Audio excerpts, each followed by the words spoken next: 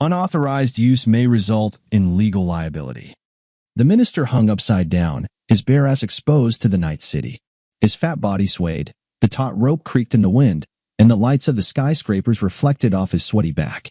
I stood nearby, lighting a cigar, looking down at him from above. "Michael." His voice was high-pitched, trembling with fear. "Please. Let's make a deal." I smirked and exhaled a stream of smoke into the night air. "A deal? After you tried to kill me? After you slept with my wife and betrayed the country?"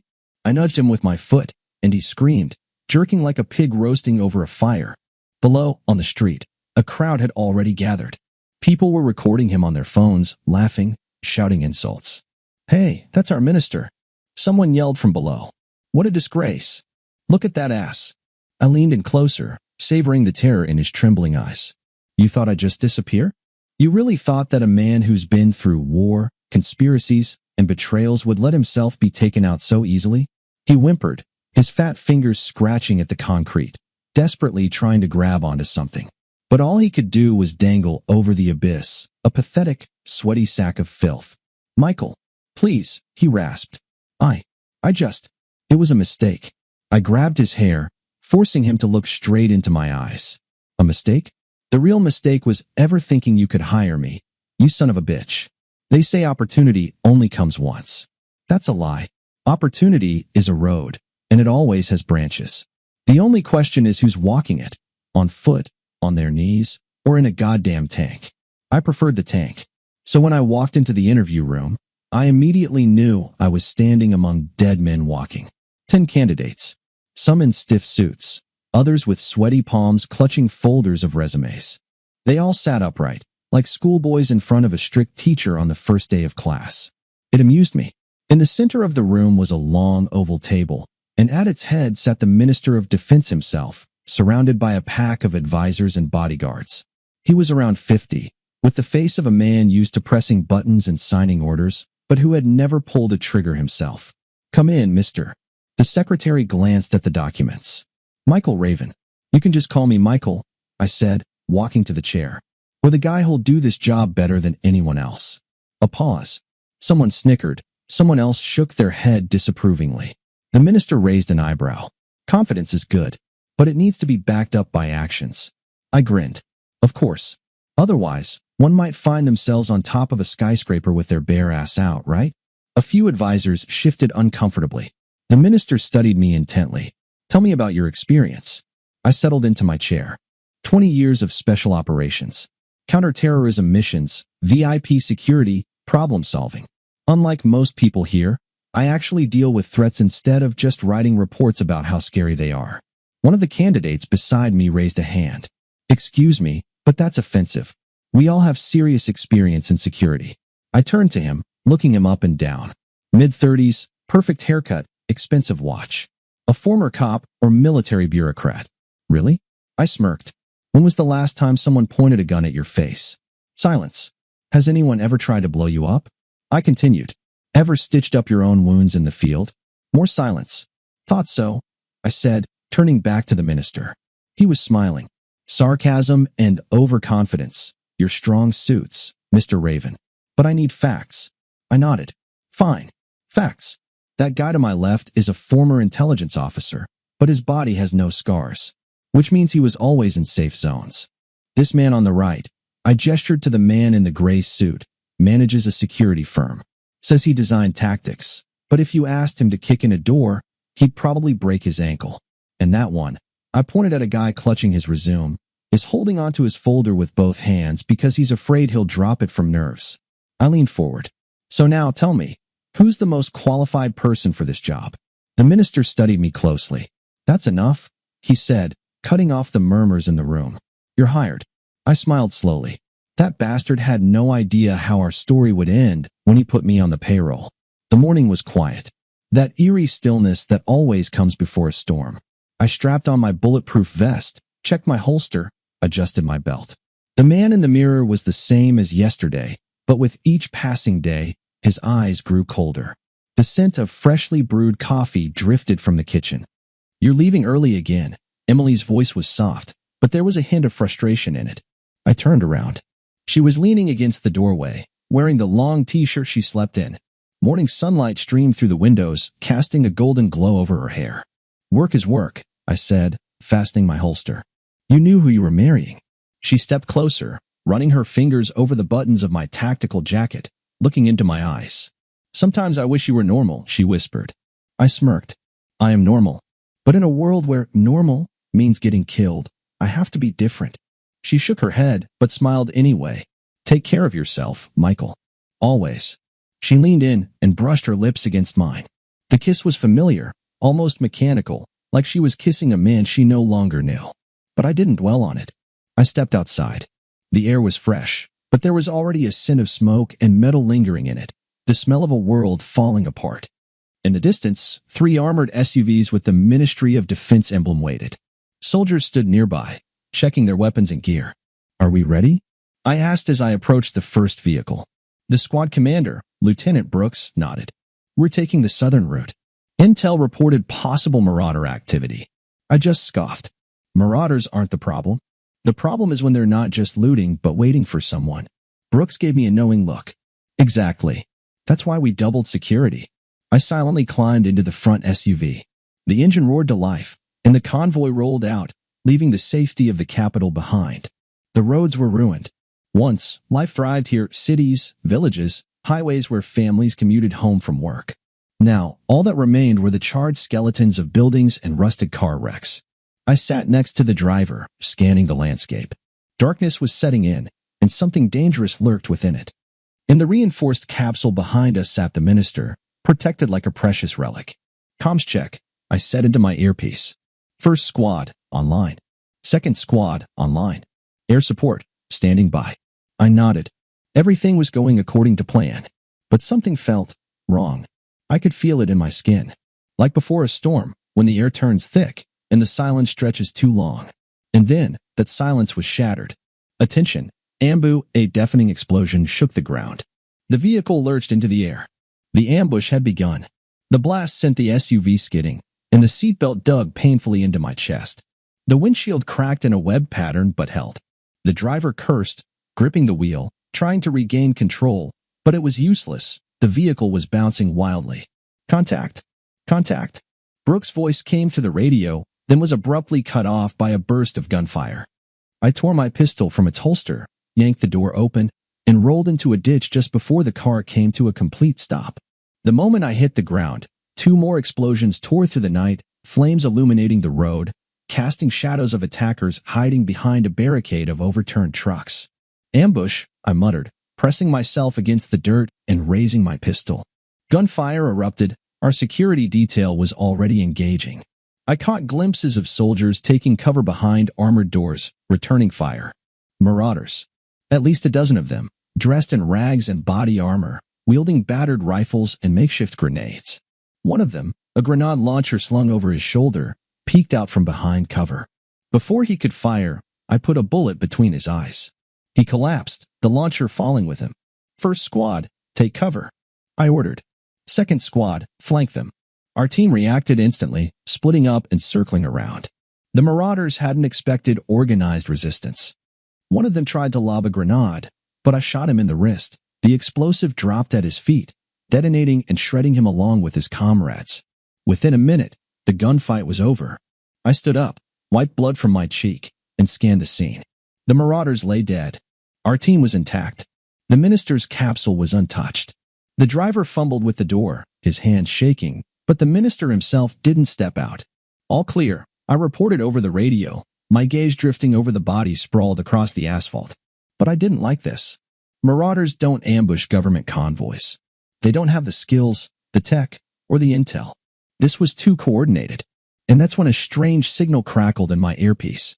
I froze, my brow furrowing. The convoy security system had been hacked. Someone was watching us. I quickly accessed the internal interface, and a single encrypted message flashed across my tactical tablet. "The eye is watching you. He's already close." I went rigid. This was bad. Very bad. Because I knew who used that cipher. The one who never failed. The road back stretched endlessly. Something inside me screamed that this wasn't over. Too many inconsistencies, too smooth of an operation. The whole thing felt like a distraction, like a stage play where the marauders were just puppets and someone unseen was pulling the strings. But I wouldn't get the chance to figure it out just yet. The minister, still seated in his armored capsule, was grim but outwardly calm. He didn't even bother asking how many men we'd lost. His guards bustled around, treating the wounded, assessing damage, while he just sat there, deep in thought, as if he knew more than he was letting on. I didn't ask questions. Not yet. By the time we reached the city, exhaustion had settled into my bones. Dirt, soot, blood on my clothes. Not the best state to come home in. I parked outside my building, stepped out, and for a few seconds, just stood there, staring at the front door. Something inside me clenched with a strange premonition. As if, beyond that door, there wasn't the warmth of home waiting for me, but a cold blade to the back. The moment I stepped inside, a sickly sweet scent of perfume hit my nose. Not her usual fragrance. No, this one was new, expensive, cloying.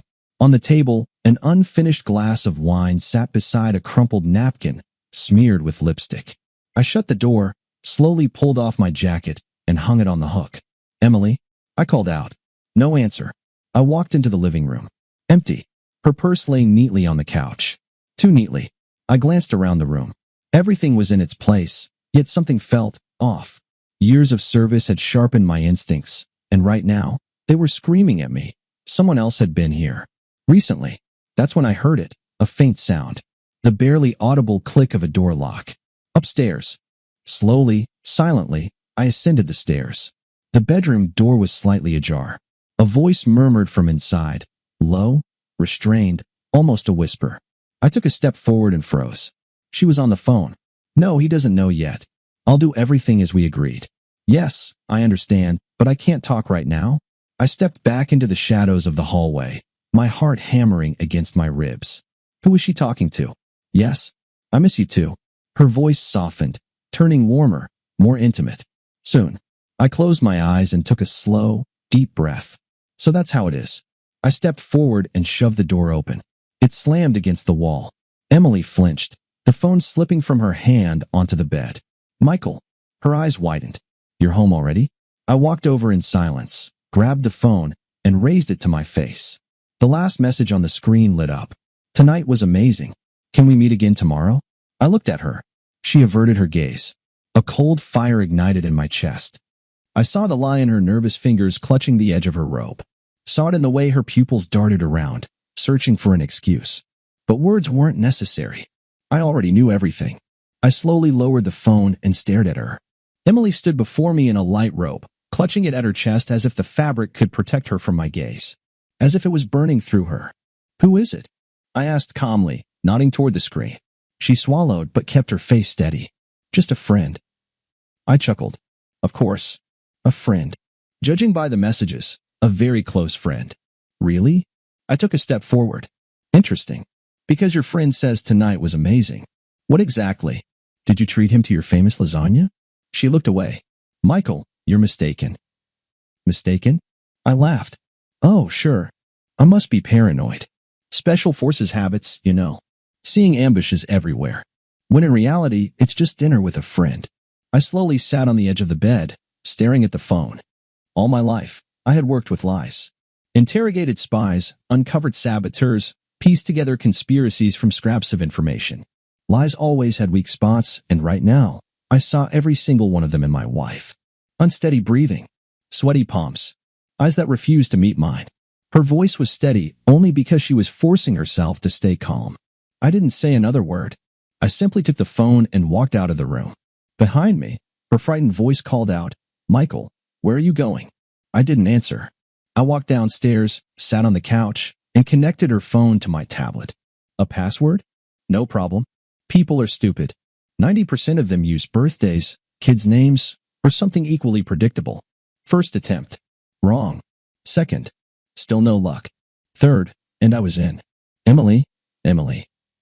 If you're going to betray a special forces operative, at least change your default password. I started digging. Messages. Voice notes. Photos. And the deeper I went, the harder I clenched my teeth. This wasn't just a random lover. It was him. The minister. The man I had risked my life to protect from bullets and conspiracies every damn day. The man I had nearly burned alive for in that goddamn ambush. I stared at the screen. Photos. Them at a restaurant. Them in his office.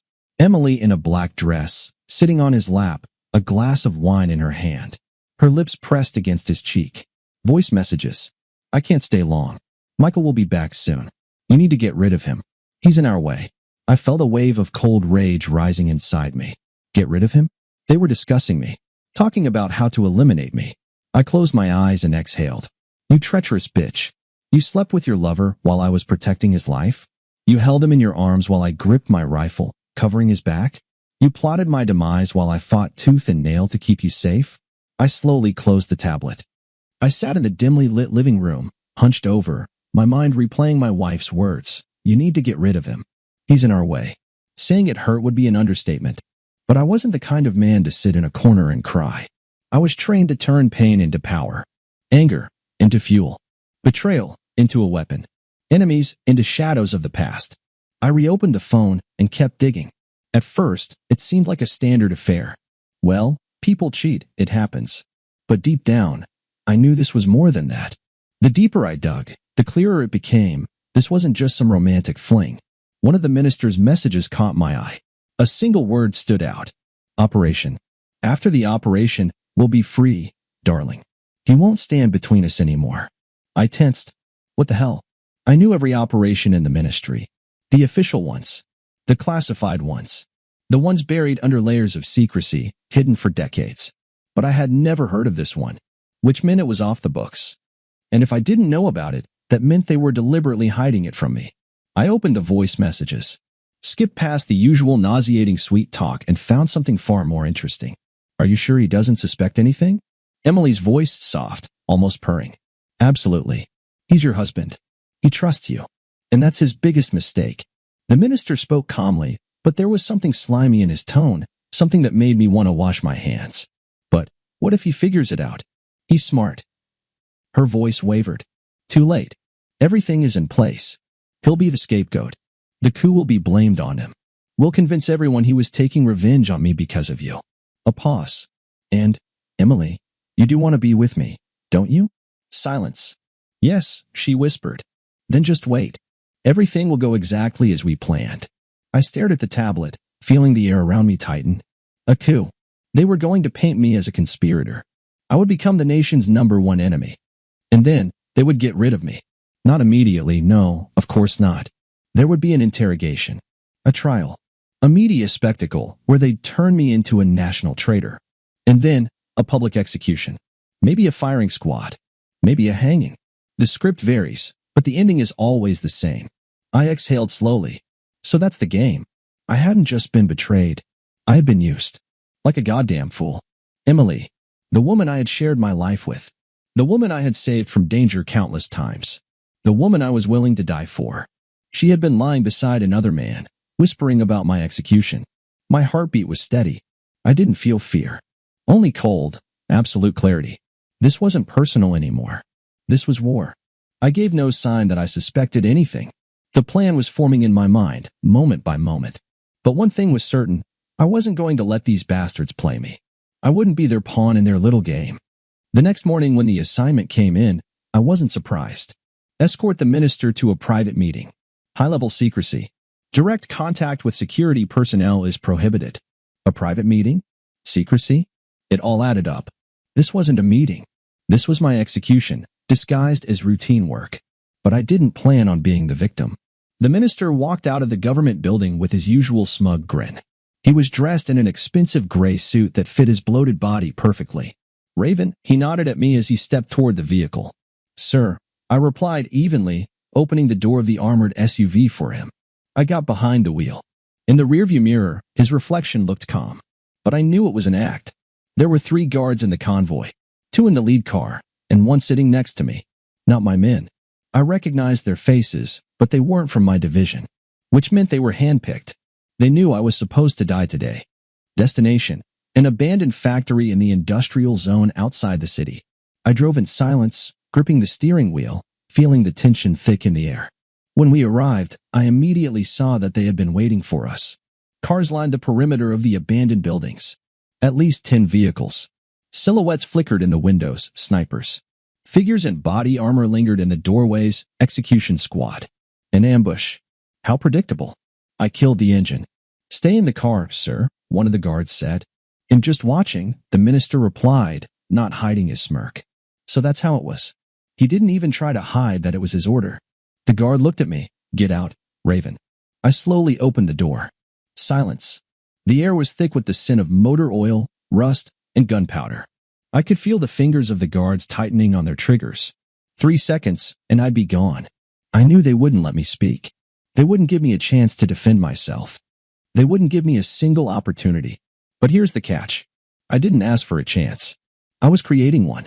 Everything happened in a fraction of a second. I spun around sharply, grabbed the nearest guard by the arm, wrenched the gun from his hand, and pressed the barrel into his neck. Stay down, I barked. The silence was shattered by chaos. Weapons were immediately pointed at me, but no one fired. No one wanted to be the first to kill one of their own. The minister remained in the car, his silhouette frozen. I looked him straight in the eyes. He hadn't expected this. He wasn't ready. And I knew it was my first victory in this war. Everything happened in a matter of seconds. I spun again, thrusting the guard forward, and struck him in the temple. He collapsed like a sack of garbage. At that exact moment, the first shot rang out. A bullet grazed me, tearing through my shoulder, but I was already in motion. A roll forward, a refuge behind an old metal container. The air smelled of gunpowder and fresh blood. I didn't give them a chance to breathe. Yanking a smoke grenade from my belt, I pulled the pin and threw it under the nearest SUV. The thick smoke quickly covered the area, and chaos erupted. Shouts, gunfire, shooting blindly. Someone slammed into a wall, others shot at their own men. And I was already on the move. I leaped over the barricade, struck another guard in the throat, and snatched his knife. A quick yank, and the blade sank under the ribs of the second man nearby. Warm blood sprayed across my face. I met the third in midair, kicking his weapon away and snapping his neck. The smoke was starting to clear. I needed to leave. The forest loomed ahead. A sprint. A leap over the fence. And I was already racing through the dark trunks of trees, feeling blood drip from my shoulder, leaving a trail behind me. Don't stop. Don't slow down.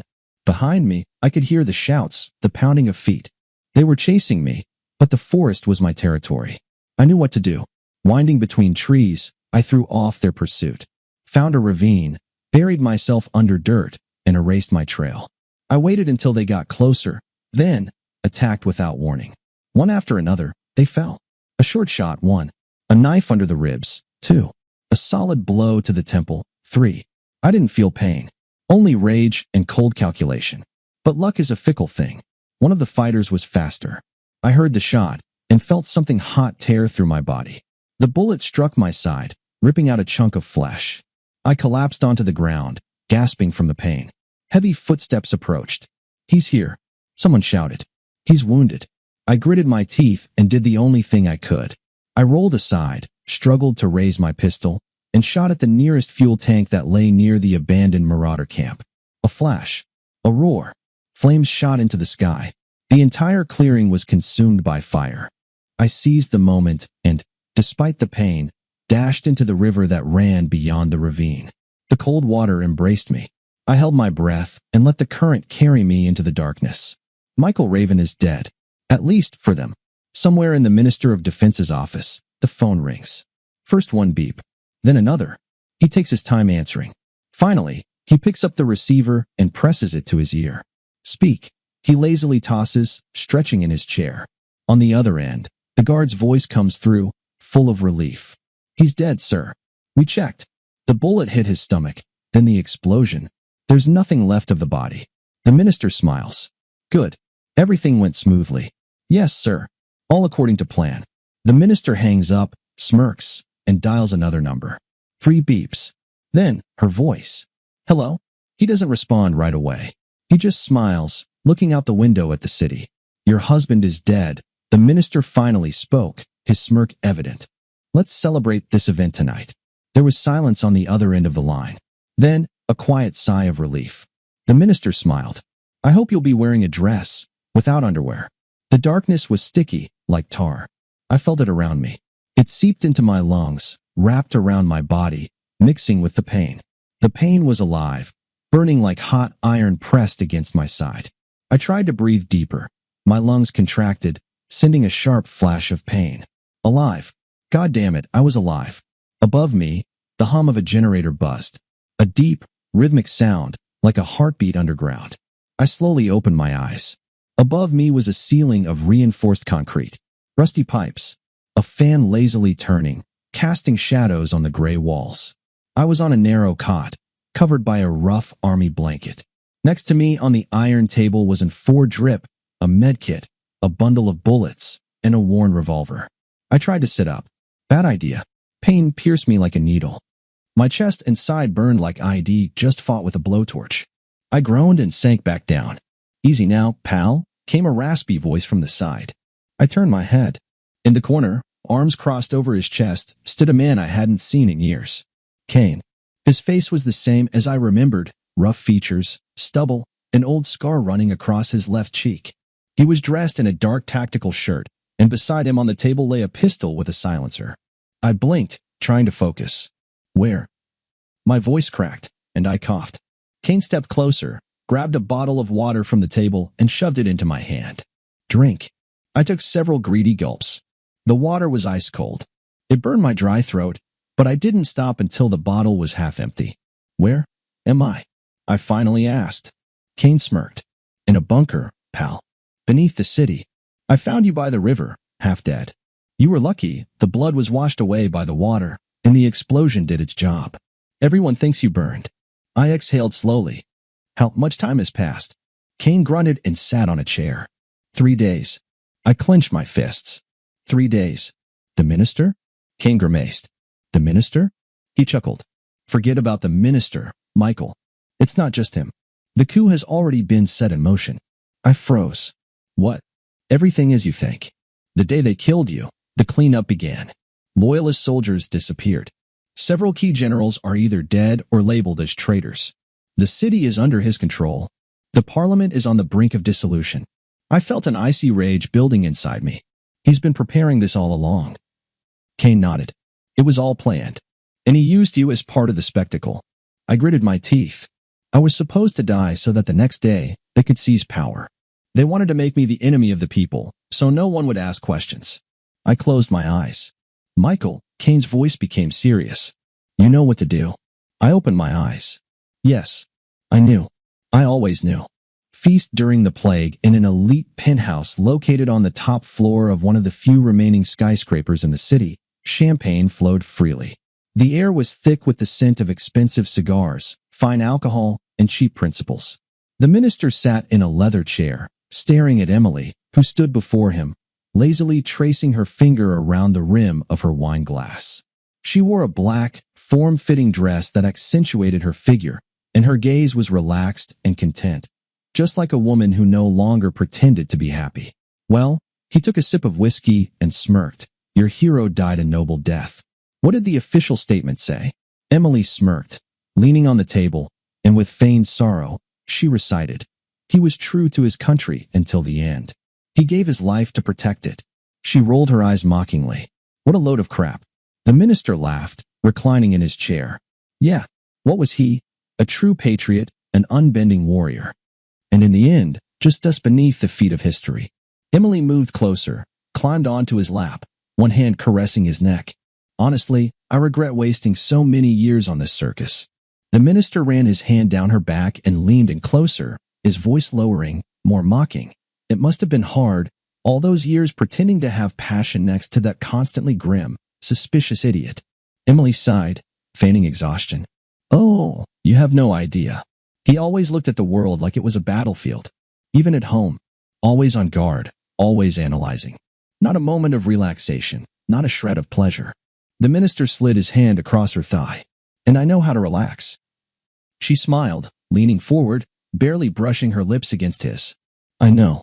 Funeral with fake tears earlier that morning. Before this celebration of life, a showy ceremony had taken place. The funeral of Michael Raven.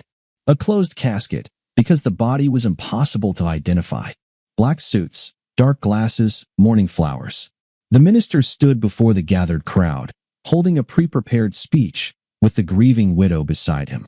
She clutched a handkerchief in her hands, staring at a single point, perfectly playing the role of the widow who had lost her beloved husband. The minister spoke loudly, his voice steady. Today, we say goodbye to a great man.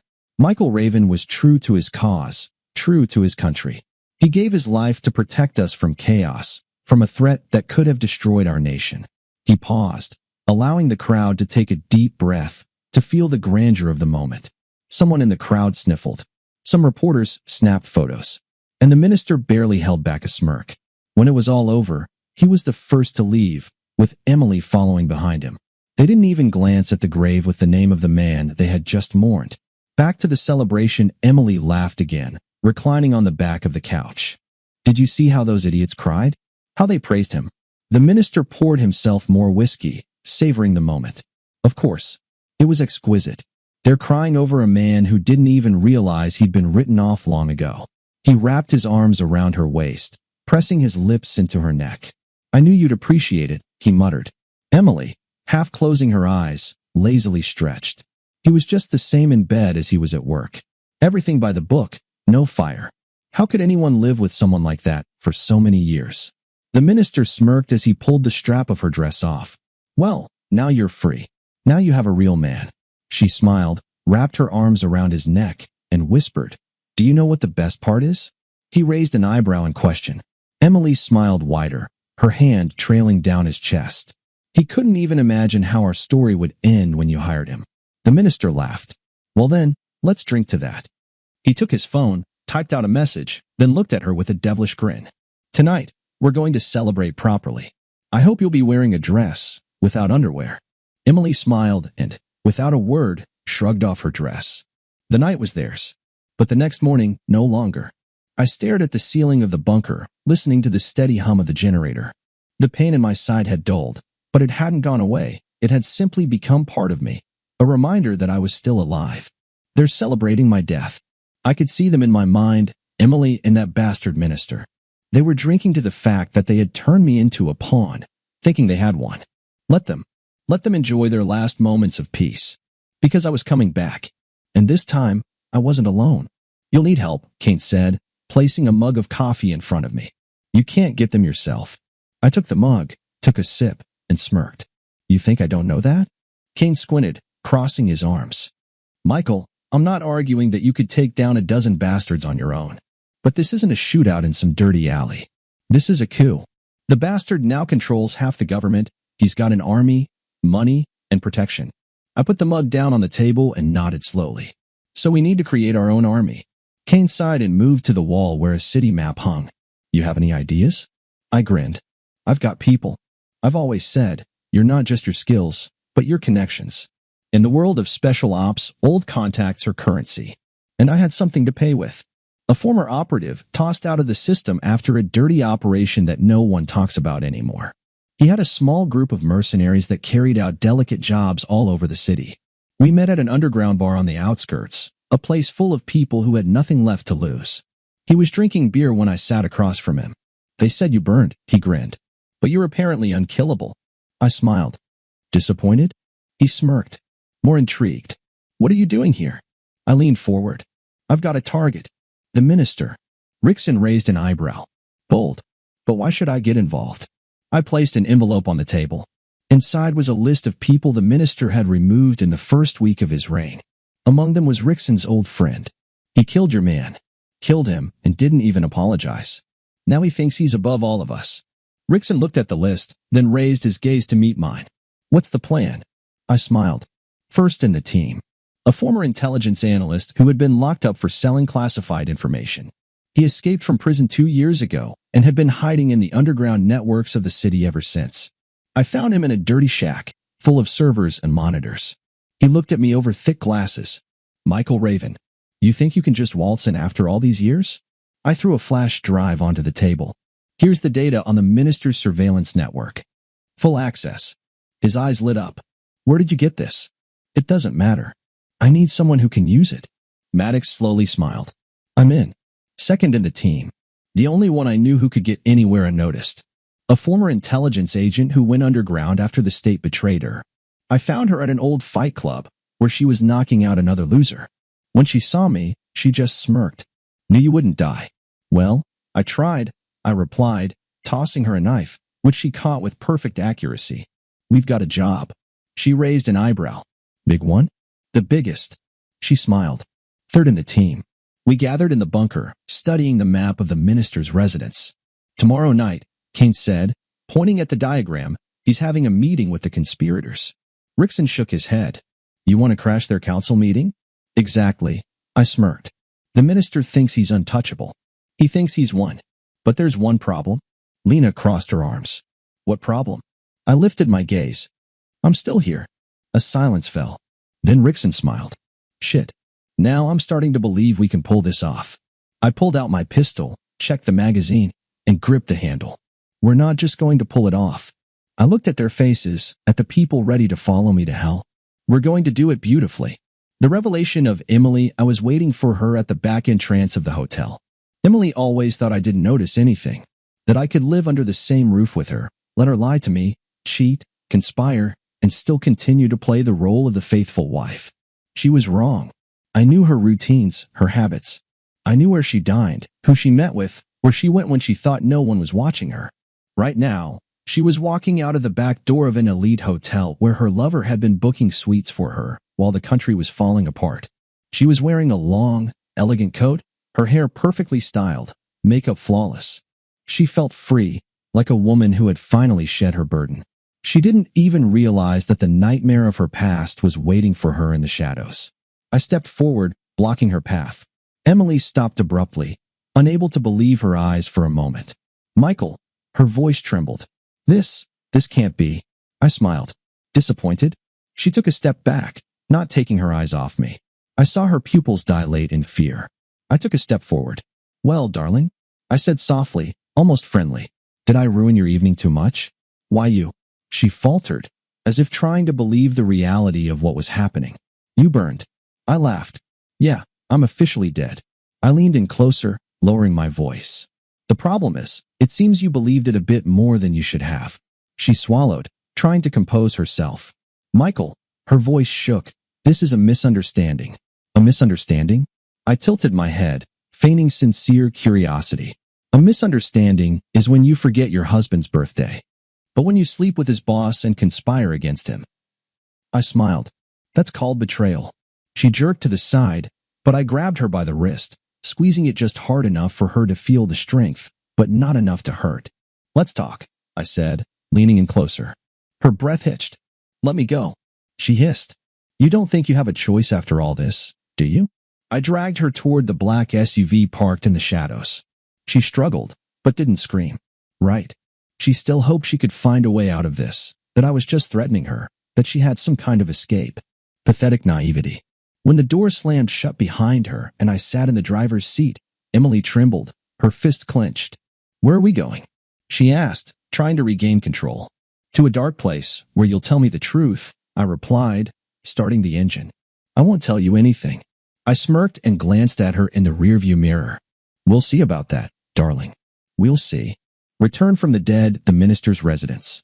The night erupted in fire. My men entered the building like a whirlwind, leaving nothing but death and chaos in their wake. The deafening bursts of gunfire drowned out the screams of the wounded. The explosions turned expensive furniture into splinters, and blood stained the luxurious carpets where the conspirators had walked only yesterday. Move, I shouted, making my way down the corridor with Kane and Rickson. The minister's elite guards fought desperately, but I knew it was futile. They were trained to defend. I was trained to destroy. I kicked the door to the main hall and shot the next idiot who dared to get in my way. Where's the minister? I barked into the radio. Top floor, he's trying to escape. Maddox's voice crackled in my earpiece. I smiled. Of course, he was trying. Don't let him get away, we're close.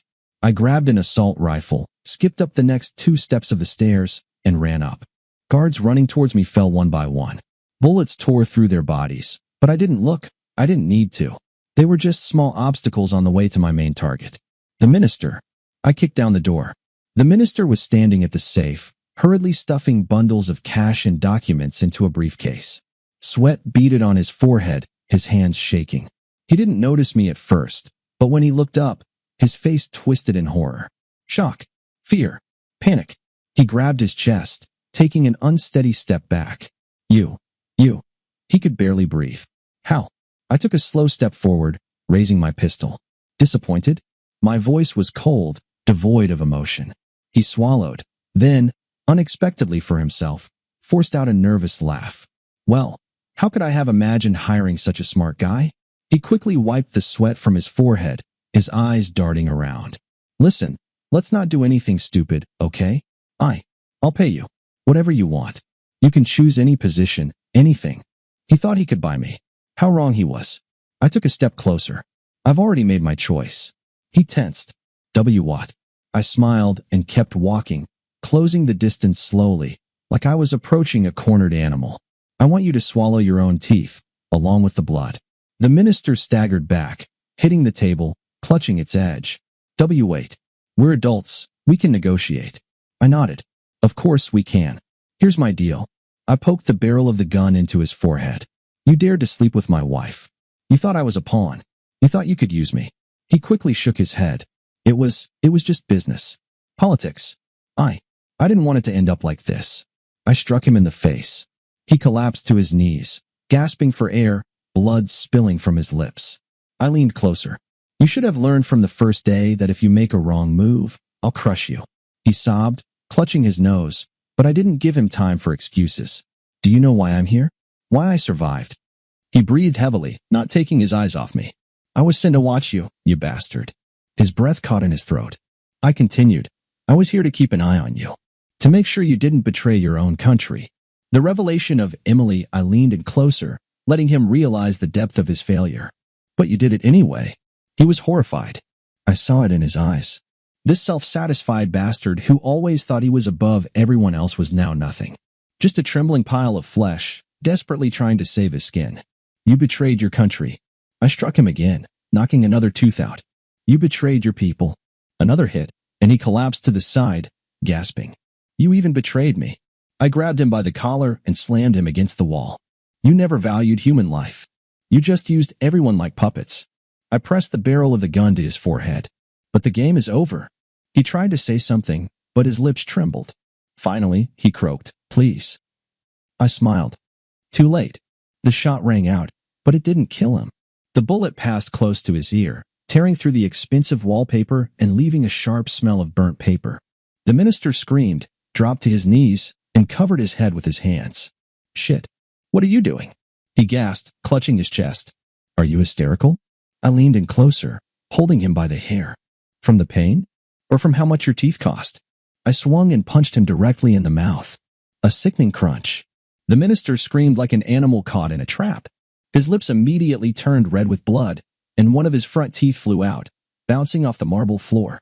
God damn it. You bastard. He tried to shield himself with his hands, but I grabbed him by the neck and shoved him back against the wall. One tooth gone.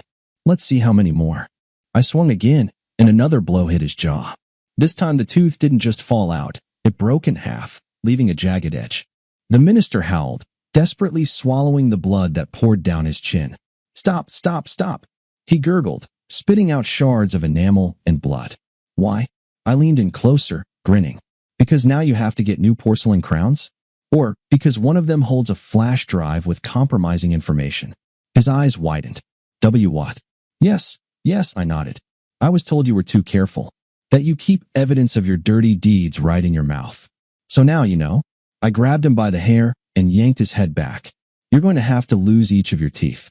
The minister shook his head, sweat pouring from his greasy face. No. I'll give it to you. Shit. Just give me a second. I smirked. Time's up. I grabbed the nearest crystal vase from the table and slammed it into his mouth. A deafening crack. The minister collapsed to the floor, howling, covering his face with his hands. A pool of blood spread beneath him, mixed with the small shards of glass. I kneeled beside him, watching as he trembled and coughed violently, spitting out red fragments. And among this bloody mess, a tiny metal cylinder. A flash drive. I picked it up with 2 fingers and twirled it in the air, admiring the find. And here it is. The minister sobbed, breathing heavily. You still won't get out of here alive. I ignored him. Instead, I reached for the rope on the chair. You love expensive suits, huh? I looked at him with a smirk. I wonder how the noose will look on you. The minister hung, his fat body swaying, the taut rope creaking in the wind, and beads of sweat trickled down his back, reflecting the cold light of the city's neon signs. Down below, a crowd had gathered. People were filming him on their phones, laughing, some whistling, others tossing empty bottles into the air, shouting crude insults. I calmly stood on the roof, smoking a cigar, watching the spectacle like the final act of a long-planned play. The minister writhed desperately, his hands scratching the concrete, trying to find something to cling to. Pathetic. Michael. His voice was high-pitched, full of fear. Please. Let's make a deal. I smirked and exhaled a stream of smoke into the night air. A deal? I repeated, savoring the word. After you tried to kill me? After you slept with my wife and betrayed your country? I nudged him with my foot, and he screamed, jerking like a pig roasting on a spit. No. Michael. God damn it. His fat fingers tried to grip the edge of the roof, but they were too weak, too trembling. Hey, it's our minister. Someone yelled from below. What a disgrace. Another person shouted. Look at that ass. The crowd roared. People were recording videos, posting them online, laughing. The minister heard them. He heard how his name had become a joke, how the thousands of people he had ruled over were now openly mocking him. I leaned in closer, enjoying the sight of his eyes shaking with fear. Did you think I'd just disappear? I asked calmly. His lips trembled, drool dripping down his chin. Did you really think a man who survived war, conspiracies, and betrayals would just let himself be taken out so easily? He sobbed, his fat body quivering. Michael, please, he croaked. It was a mistake. I leaned in closer, tightening my grip on his hair. He flinched when I spat in his face. He blinked several times, realizing how far he had fallen. This isn't a mistake, I said hoarsely, looking him straight in the eyes. A mistake is when you think you can stand above everyone else. He was mentally broken. No psychologist would be able to save him now. But in prison, I doubted he'd get the help he needed. I flicked the cigarette away, watching as he slowly fell, disappearing into the night. You bastard, Michael, the minister groaned. I nodded. Yeah, but I'm the bastard who finishes the job. I loosened the rope and let him fall. I stood in the doorway of the hotel, looking at the woman I had once loved. Emily was sitting on the edge of the bed, curled up like a beaten dog. Her hair was disheveled, her makeup smeared with tears, her eyes full of fear and the realization that her fairy tale was over. I leaned down, tilting my head to the side. Well, darling, how does it feel when you realize your perfect world has crumbled? She pressed her lips together, not answering. I grunted. The illusion you've lived for so many years in an illusion, thinking you controlled the situation. But in reality, you were just a trophy, a bargaining chip between me and that fat bastard. She gasped, burying her fingers into the sheets. Michael. I raised my hand, stopping her. It's too late. It was all over. The minister was exposed for everyone to see. His naked backside appeared in every possible media outlet and social network. A few hours later, he was found in an alley, humiliated, broken, with no chance of ever rising again. When he was arrested, the crowd demanded a trial. I knew how it would end. He would be locked up in a prison cell where even the most despised bastards would spit in his face, where no one would call him by his name.